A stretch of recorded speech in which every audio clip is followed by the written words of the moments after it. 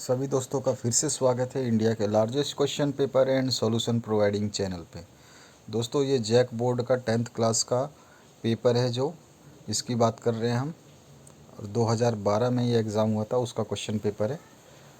तो हमारे चैनल पे आपको 2012 से लेकर 2020 तक के सारे पेपर्स अवेलेबल कराए जा रहे हैं, तो आप आराम से इनको देख लें और हर विषय के आपको अवेलेबल करा दिए जाएंगे। पहला क्वेश्चन है आपका, जो नीचे दिए गए गद्यांश है इसको ध्यानपूर्वक पढ़ करके और पक्षों जो प्रश्न पूछे जाएंगे उनके उत्तर देने हैं। इसमें लिखा है, सामने 3 बकरियां जिनमें एक के मोटे थन से एक पठेरू लटक रही है। पठेरू मतलब उसका बच्चा हो गया ना। थोड़ी दूर पर एक गाय चर रही है और बछवा गर्दन को पेट में घुसेड़े सो रहा है। ये एक ऐसी पंक्ति लिखी गई है, ये ऐसा सारांश आपके सामने गद्यांश पेश किया गया है जिसमें पूरी की पूरी गांव की बात हो रही है। इसको आपको पूरा पढ़ना है। पूरा पढ़ने के बाद में इसके कुछ क्वेश्चंस पूछे जाएंगे, उनको आंसर देना है। तो पहला क्वेश्चन था इसमें, इस गद्यांश का उपयुक्त शीर्षक लिखना था। उसके बाद कहा है, आपकी दृष्टि में कौन कंडे की आग में चीज़ भून रहा है। तो ये बुढ़िया चीज़ भून रही थी। बुढ़िया क्या कर रही थी, तो कंडे की आग में चीज़ भून रही थी। आग की दहक से बच्चे का चेहरा कैसा लग रहा था। गांव की पृष्ठभूमि में कौन कैसे मस्तक उठाए झूम रहे हैं। और सूखे हुए नाले में कौन खड़ा है। प्रकृति ने क्रूर मजाक किसके साथ किया है। और 10 साल के बच्चे का व्यक्तित्व कैसा है। और शाश्वत बुभुक्षा का अर्थ आपको बताना है। इसके बाद आ जाइए, इसका नेक्स्ट क्वेश्चन है, सड़क का दृश्य कैसा है। सड़क के दृश्य का वर्णन करें और भुने हुए चीज़ की हिस्सेदारी कौन कौन लेना चाहते हैं वो आपको बताना है।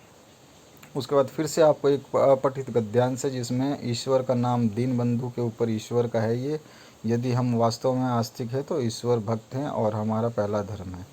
इस तरह से ये क्वेश्चन का पूरा सारांश जो है, आपको गद्यांश है, इसको पढ़ें। और इसको पूरा पढ़ने के बाद में जो इसके दिए गए क्वेश्चन हैं जो आपको मिल जाएंगे क से लेके ज तक, इसमें उपयुक्त गद्यांश का शीर्षक लिखना है। आस्तिक व्यक्ति का पहला धर्म क्या है ये बताना है। दीनबंधु की ओट में हम क्या कर रहे हैं, हमने क्या सुन रखा है। और धनी लोग ईश्वर के बारे में क्या सोचते हैं। ईश्वर के दर्शन कहाँ हो सकते हैं। ईश्वर कहाँ कहाँ नहीं रहता। और 2 व्यक्तिवाचक संज्ञाओं को छांट करके लिखना था इस पूरे पैराग्राफ में से। अब आ जाते हैं हम खंड ख में, जिसमें रचना का पात्र आपका आ जाता है और 15 अंक का है। यानी कि ये ग्रामर सेक्शन से है जिसमें आपको ग्रामर भी कह सकते हैं और रचना भी कह सकते हैं, निबंध लेखन वगैरह सब इसमें आ जाता है। तो इसमें राष्ट्रीय एकता, समय का महत्व और हमारा राज्य झारखंड। ये हमारा राज्य झारखंड है, कम से कम नहीं तो हर बार के क्वेश्चन, लगभग हर बार के क्वेश्चन पेपर में पूछा गया है। तो इसको आप ज़रूर तैयार करें। इसके संकेत बिंदु, इसका परिचय, सीमा, निवास, साधन, उपसंहार सब आपको पता होना चाहिए। इसके बाद में आ जाइए चौथे क्वेश्चन पे। अपने प्रधानाचार्य को एक पत्र लिखना है जिसमें मासिक शुल्क क्षमा करने की प्रार्थना होनी चाहिए। अथवा में इसके साथ आया था, आपके क्षेत्र में कूड़े कचरे की अधिकता हो गई है, अतः स्वास्थ्य अधिकारी को उचित माध्यम से सफाई की व्यवस्था करने के लिए पत्र लिखना था आपको। उसके बाद व्यावहारिक व्याकरण यानी कि ग्रामर सेक्शन आ गया। इसमें वाक्य में प्रयुक्त क्रियापद छाट करके भेदों के नाम लिखने हैं। ये जो वाक्य हैं आपका क, छोटा बच्चा बहुत देर से रो रहा है। तो इसमें रो रहा है जो क्रियापद है, अब इसके बारे में आपको बताना। महेंद्र ने नरेंद्र से चाय पिलाई, ठीक है। और ग पार्ट है, बच्चे को खेलने दो। छठा क्वेश्चन है, रिक्त स्थानों की पूर्ति करना था। इसमें अवयव लगाना है। खूब मन लगाकर पढ़ो, परीक्षा में प्रथम आ सको। ताकि यहाँ पे आ जाएगा, ताकि परीक्षा में प्रथम आ सको। रमेश अब पढ़ रहा है, इसके बीच में क्या आएगा। उसके बाद में यहाँ पर आपका कहाँ से बदबू आ रही है, खाली स्थान है, यहाँ पे आपको भरना है। सातवां क्वेश्चन है, निर्देश अनुसार उत्तर दीजिए। सूर्योदय होने पर उजाला फैल जाता है। संयुक्त वाक्य में इसको बदलना है। ख है, गाड़ी धीरे धीरे चल रही है, क्रिया विशेषण छाट कर लिखना है। और शाम हुई और तारे निकले, यह किस प्रकार का वाक्य है ये आपको बताना है। संयुक्त वाक्य है, मिश्रित वाक्य है, या सरल वाक्य है, किस तरह का है। निर्देशानुसार उत्तर दीजिए। सुरेश से दौड़ा नहीं जाता। कृतवाच्य में इसको बदलना है। लड़के से पढ़ा जाता है। वाक्य किस वाच्य में है ये आपको बताना है। सीता चल नहीं सकती, इसका भाववाच्य आपको बताना है। इसके बाद 9th क्वेश्चन में देशभक्ति का समास विग्रह करके समास का आपको नाम लिखना है। और इसका ख पार्ट है। पत्र के दो विभिन्न अर्थ आपको लिखने हैं। पत्र, चिट्ठी, इस तरह से आपको बतानी है। उसके बाद में आ जाइए खंड ख में पाठ्य पुस्तकें, जो इसके आंसर भी 9 का आंसर यहाँ पे आपको दिख जाएगा। अब आ जाइए खंड घ में पाठ्य पुस्तक से आपके 50 अंक हैं। इसमें काव्यांश एक दिया गया है, उज्ज्वल गाथा कैसे गाऊं मधुर चांदनी रातों की। ये वाला जो कविता है ये अब कहाँ से लिया गया है और कवि प्रश्न पूछा गया इसमें, कवि किस तरह की उज्ज्वल गाथा नहीं सुनाना चाहता और स्वप्न देखकर जाग जाने से कवि का क्या तात्पर्य है। उसके बाद में कवि ने चांदनी रातों की गाथा को उज्ज्वल क्यों कहा है ये बताना है। इसके बाद में अथवा क्वेश्चन है आपका, उद्धव तुम हो अति बड़भागी। ये वाला आपका जो कविता है ये आपको देखना है। इसके बाद में इसमें क्वेश्चन पूछे गए हैं, कविता तथा कवि का नाम बताना है आपको। और उद्धव के मन में अनुराग नहीं है, फिर भी गोपियाँ उन्हें बड़भागी क्यों कहती हैं ये बताना है। और उद्धव के व्यवहार की तुलना किन किन से की गई है ये भी आपको बताना है। 11 क्वेश्चन है, निम्न में से किन्हीं 3 प्रश्नों के उत्तर देने हैं। आपके पास 4 ऑप्शन है, चारों में से 3 के उत्तर देने हैं। लक्ष्मण के स्वभाव की विशेषताएं लिखिए। कवि ने श्री ब्रजदुल्हा किसके लिए प्रयुक्त किया है और उन्हें संसार रूपी मंदिर का दीपक क्यों कहा गया है। उसके बाद में ग क्वेश्चन है, कवि की आँख फागुन की सुंदरता से क्यों नहीं हट पाती है। ये क्वेश्चन 2017 में भी रिपीट हुआ है। कवि ने कठिन यथार्थ के पूजन की बात क्यों कही है। 12वां क्वेश्चन है, निम्नलिखित प्रश्नों के उत्तर दीजिए। कवि नागार्जुन के अनुसार फसल क्या है और अपने किसी मित्र की स्वभाव की विशेषताएं आपको लिखनी है। अथवा में इसके बाद में आपका है, माँ ने बेटी को क्या सीख दी। ये भी क्वेश्चन 2017 में पूछा गया है ये, और 2017 के अलावा भी 2019 में भी शायद पूछा गया है।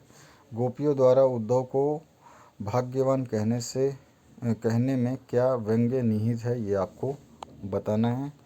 इसके बाद में 13वां क्वेश्चन है, निम्नलिखित गद्यांश, ये भी आपके पाठ से है, इसको आप पढ़ लें। इस तरह हमारे बीच से वह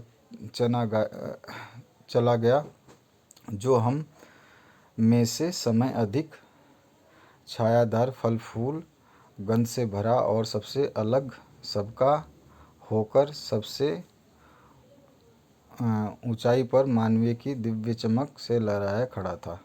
तो ये आपको देखना है किसे सबसे अधिक छायादार फल फूल भरा कहा गया है और क्यों। और मानवीय करुणा की दिव्य चमक लहराने वाला किसे कहा गया है और क्यों। और यज्ञ की पवित्र आग की तरह कहने का क्या आशय है ये आपको बताना है। इसके साथ में अथवा भी दिया हुआ था, नवाब साहब से सतृष्ण आँखें से नमक मिर्च के संयोग से, इस तरह का ये वाक्य आया हुआ है, तो इसको आपको देखना था। और इसके बाद में इसके कुछ क्वेश्चंस पूछे गए थे, जो क्वेश्चंस इस तरह से है, नवाब साहब ने खीरे का स्वाद किस प्रकार लिया। नवाब साहब किस कारण गर्व अनुभव कर रहे थे और इस गद्यांश में किस पर व्यंग किया गया है ये आपको बताना है। 14वां क्वेश्चन है, निम्नलिखित में से किन्हीं 3 प्रश्नों के उत्तर देने थे। कैप्टन मूर्ति का चश्मा क्यों बार बार बदल देता था। पठित पाठ के आधार पर आपको इसका उत्तर देना है। इसके बाद आ जाइए आप नेक्स्ट क्वेश्चन पे, ख, भगत ने बेटे की मृत्यु पर अपनी भावनाएं किस प्रकार प्रकट की हैं और फादर कामिल बुल्के के व्यक्तित्व को अपने शब्दों में लिखिए। ये क्वेश्चन भी रिपीट हो चुका है। शहनाई की दुनिया में डूमरराव को क्यों याद किया जाता है ये आपको बताना है। 15वां क्वेश्चन है, निम्न प्रश्नों के उत्तर दीजिए। यहाँ बाल गोविंद भगत की दिनचर्या लोगों के लिए अचरज का कारण क्यों थी।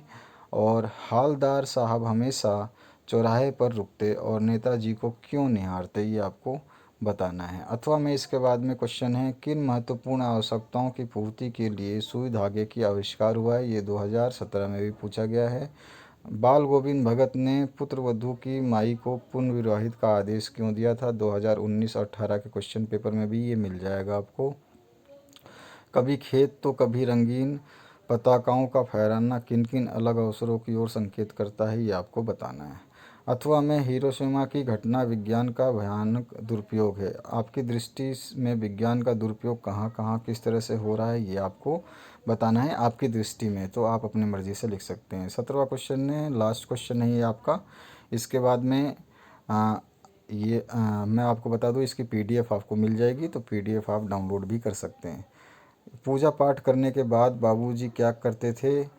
और प्रकृति ने जल संचय की व्यवस्था किस प्रकार की? और रात्रिकालीन गंतोक के सौंदर्य का वर्णन अपने शब्दों में करें। और कठोर हृदय वाली दुलारी टुन्नू की मृत्यु पर क्यों विचलित हुई, ये आपको बताना है। वीडियो को लाइक, शेयर और सब्सक्राइब करना बिल्कुल ना भूलें। 2012 से 2020 तक के सारे विषयों के क्वेश्चन पेपर्स आपको मिल जाएंगे इस चैनल पे। दोस्तों सब्सक्राइब कर लें, शेयर कर दें और आप बढ़ते रहें इस चैनल के साथ में, हमारी यही कामना है। क्योंकि अभी समय चल रहा है लॉकडाउन का, विद्यालय आपके बंद हैं। आपके पास एक ऑप्शन अच्छा मैं बता देता हूँ, पिछले 8-10 साल के जो हम पेपर प्रोवाइड करा रहे हैं इनको पढ़ लीजिए। 80% आपकी तैयारी हमारी तरफ से आपको गारंटीड मिल जाएगी। इन्हीं क्वेश्चन में से काफ़ी क्वेश्चंस रिपीट होंगे इस बार, क्योंकि वो जानते हैं कि आप लोगों ने पढ़ा नहीं है, आपकी क्लासेस नहीं लगी हैं। तो इस बार पिछले ईयर्स के क्वेश्चन पेपर्स में से ही क्वेश्चंस आने के ज़्यादातर चांसेस हैं। वीडियो देखने के लिए आपका बहुत बहुत धन्यवाद। Thank you very much.